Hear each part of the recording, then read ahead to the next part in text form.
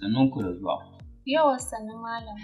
Tun kafin ku zo, na san dai me ke tafi da ku, amma yana da kyau in ji bayani daga bakin ku. Za ki iya mun magana? Haka ne malam.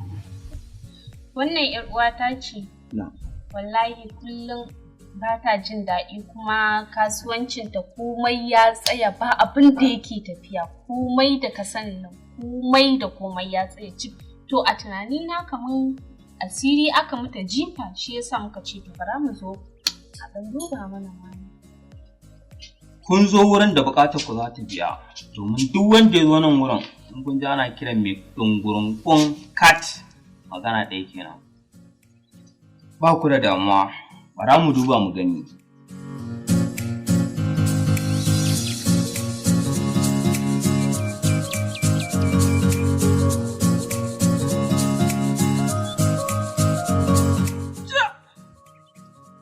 Lallai, ai wannan matar ba ƙaramin 'yar iska ba ce, ba ƙaramar tsinanniya ba ce.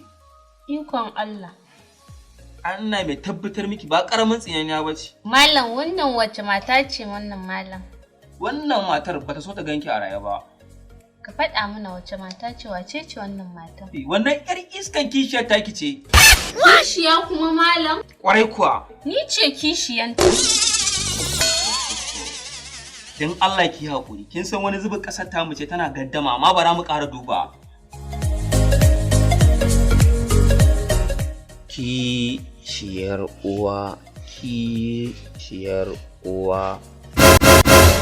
Baiwa Allah ba kowa bace ta miki wannan aika-aikar face kishiyar babaki.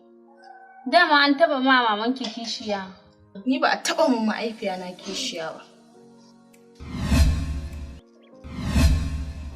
Kika sani lokacin da kina ƙarama ko mahaifinku ya yi kishiya? Tun da ma'aifiyata take ba a taɓa mata kishiya ba. Yi tunani da kyau fa. Ita kaɗai ce a wajen ma'aifiya.